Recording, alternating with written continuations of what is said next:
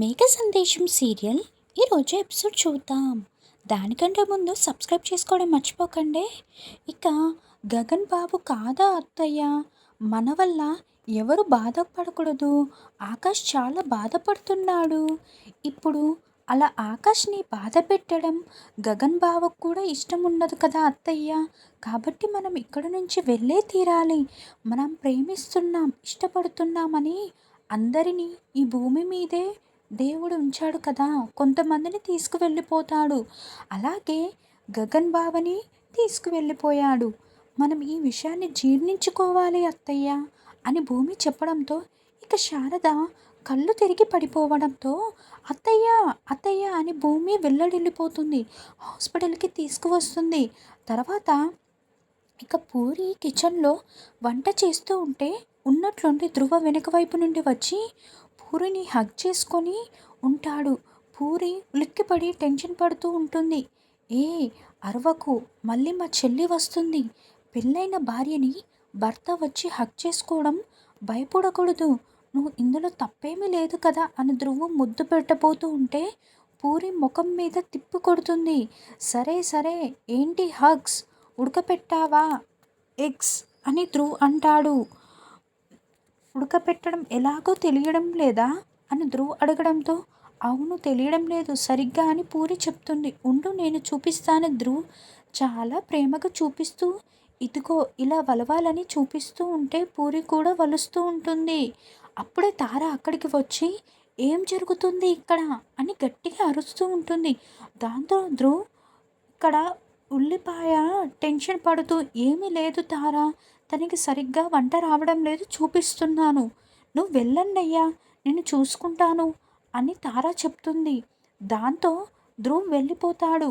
అన్నయ్య లేడన్నా, బాధ కూడా లేదు, బాగా ఎంజాయ్ చేస్తున్నావు అన్నమాట అని తారా అంటే ఏం మాట్లాడుతున్నావు తారా అని పూరి అంటుంది. నేను మొత్తం చూశాను.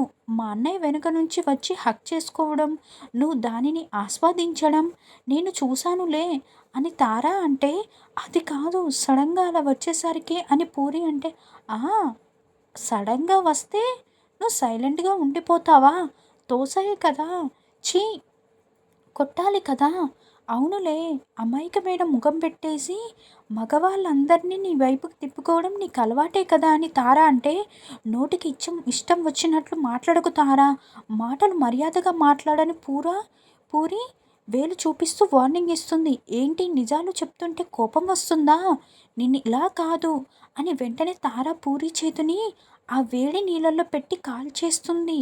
తారా ప్లీజ్ వదులు వదులు, పూరి విలవిలలాడిపోతుంది. ఎందుకు తారా ఇలా చేశాం, నా చెయ్యి చూడు ఎలా కాలిపోయిందో, మా అమ్మ నాన్న నాకు అసలు పనే చెప్పేవాళ్ళు కాదు, మా అన్నయ్య ఉంటే నువ్వు ఇలాగే చేసేదానివా అని పూరి అంటే చూడు మీ అన్నయ్య చనిపోయాడని అందరూ అంటున్నారు, కానీ మీ అన్నయ్య బ్రతికే ఉండాలని నేను కోరుకుంటున్నాను. మీ అన్నయ్య తిరిగి వచ్చిన రోజున నా మెళ్ళో తాళి కట్టాలి, అప్పుడే నేను ఇంట్లో గగన్ భార్యగా ఉంటాను, అప్పుడు నీకు ఈ నరకం ఎండ్ అయిపోతుంది, అప్పటి వరకు నువ్వు ఇలాగే ఉంటావు. గగన్ తిరిగి వచ్చి నా మెడలో తాళి కట్టి నా రోజు ఈ ఇంట్లో ఎవరికి ఏ స్థానం ఎప్పుడో అప్పుడు నేను చెప్తాను, నిర్ణయిస్తాను. తారా వార్నింగ్ ఇచ్చి వెళ్తుంది. అన్నయ్య చూడు అన్నయ్య, నా జీవితం ఎలా అయిపోయిందో అని పూరి బాధపడుతూ ఏడుస్తూ ఉంటుంది. తర్వాత భూమి శారదని హాస్పిటల్కి తీసుకువచ్చి డాక్టర్ మా అత్తయ్యని కాపాడండి, ట్రీట్మెంట్ చేయండి అని వేడుకుంటూ ఉంటుంది. వద్దు నాకు ఏ ట్రీట్మెంట్ వద్దు అని ఆక్సిజన్ మాస్క్ను శారద తీసేస్తుంది. గగన్ కావాలని కలవరిస్తూ ఉంటుంది. అయ్యో చూసావమ్మా, ఈవిడ అసలు ట్రీట్మెంట్కి స్పందించడం లేదు, నాకు సహకరించడం లేదు, కాబట్టి ఆ గగన్ని తీసుకొస్తే ఈవిడ ప్రాణాలు కాపాడగలం అని లేడీ డాక్టర్ చెప్తుంటే అయ్యో మా గగన్ బావ లేడు డాక్టర్, ఇప్పుడు ఏం చెయ్యాలి, మా అత్తయ్యని ఏం చేసుకొని కాపాడుకోవాలి, భూమి బాధపడుతుంటే అప్పుడే డాక్టర్ అక్కడికి వచ్చి చూడమ్మా, ఇప్పుడు మీ అత్తయ్యని కాపాడుకోవాలంటే ఆ గగన్లో ఉన్న ఆకాష్ని తీసుకురావాలి, అతన్నే ఈవిడని గగన్ అని నమ్మించడం మొదలు పెడితే అప్పుడు ఈవిడలో కొంచెం బ్రతకాలని ఆశ వస్తుంది. ఇప్పుడు అతన్ని తీసుకొచ్చి నేనే నీ గగన్ అని చెప్పిస్తే గానీ ఈవిడ ప్రాణాలు దక్కవు నీకు అనగానే ఇక అతన్ని ఒప్పించి తీసుకొచ్చే ప్రయత్నం చెయ్యి అని డాక్టర్ చెప్తుంటే, కానీ అది అబద్ధం కదా అని భూమి అంటుంది. కొన్ని సార్లు ప్రాణాలు కాపాడడం కోసం అబద్ధం చెప్పక తప్పదమ్మా.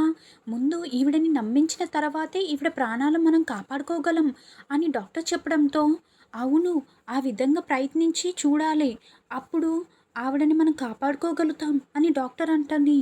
ఇక మా ముఖాలు చూస్తేనే అతను అసహ్యించుకుంటున్నాడు అని భూమి అంటే, ప్రయత్నం చేయడంలో తప్పు లేదు కదా అని డాక్టర్ చెప్తుంది. అలాగేనని భూమి వెళ్తుంది.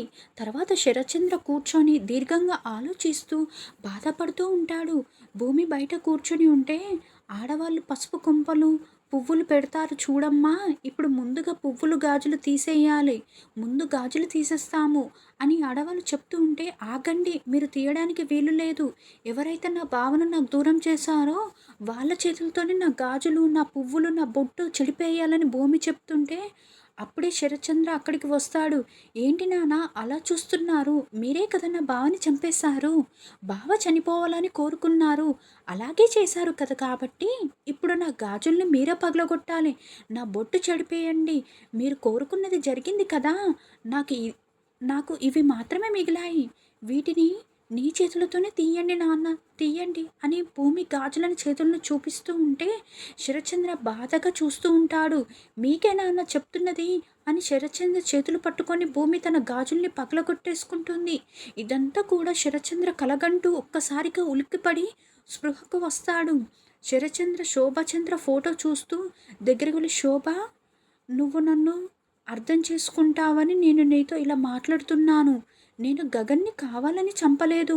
భూమికి భర్తగా ఆ గగన్ సరైన వాడు కాదని మాత్రమే నా మనసులో ఉండేది, కానీ నేను చంపాలనైతే అనుకోలేదు, కానీ అలా జరిగిపోయింది. ఇప్పుడు భూమికి నేను గగన్ని దూరం చేశాను. నేనే చంపానన్న విషయం తెలిసిందంటే భూమి నన్ను తండ్రిగా అంగీకరించడం కాదు, భర్తను చంపిన రాక్షసునిగా చూస్తుంది. నేను దాన్ని జీర్ణించుకోలేను. భూమి ప్రేమ నాకు ఎప్పటికీ దక్కదు. నేను నిన్ను దూరం చేసుకున్నాను. భూమి ప్రేమకు కూడా దూరం కావాలని అనుకోవడం లేదు. నేనే గగన్ని చంపాను అన్న విషయం నాకంటే ముందు సూర్యకి తెలుసు, ఇంకెవరికి కూడా తెలియదు.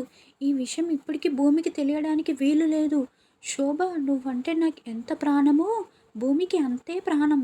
నేను ఏది కూడా కావాలని చెయ్యలేదు. ఒక ప్రాణం తీయడం తప్పే, కానీ అది అలా జరిగిపోయింది. ఏది కావాలని చెయ్యలేదు కాబట్టి నువ్వు అర్థం చేసుకుంటావు, నన్ను క్షమిస్తావని అనుకుంటాను.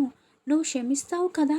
ఈ విషయం మాత్రం భూమికి ఎప్పటికీ తెలియనివ్వకూడదని శరత్చంద్ర దండం పెడుతూ వేడుకుంటూ ఉంటాడు. తర్వాత ఆకాష్ సోను దగ్గరికి వచ్చి, సోను, ఏంటి ఎన్నిసార్లు నీకోసం కాల్ చేశాను తెలుసా, నువ్వు కాల్ లిఫ్ట్ చేయవేంటి, మనకు రేపు షో ఉంది, మనం ప్రాక్టీస్ చేద్దాం, మనం ఇద్దరం కలిసి ఆ షో చేస్తేనే మనం అనుకున్నది సాధించగలం. ఇది ఎప్పటి నుంచో నా డ్రీమ్, నీకు అర్థం కావడం లేదా, అర్థం అవుతుందా అని ఆకాష్ అడుగుతూ ఉంటే, చూడు, ఆ షోకి నేను రావాలనుకోవడం లేదు. నువ్వు నా మాట విననప్పుడు నేను నీ మాట ఎందుకు వినాలి అని సోను అంటుంది. చూడు, నా డ్రీమ్ నెరవేరాలి, ఇది ఎప్పటి నుంచో నేను కలకంటున్నాను కదా అని ఆకాష్ అంటే, నేను నిన్ను ప్రేమిస్తున్నాను, నేను నిన్ను పెళ్లి చేసుకోవాలని కూడా అనుకుంటున్నాను, కానీ నువ్వేమో ప్రేమ లేదు పెళ్ళి లేదు అని చెప్తున్నావు.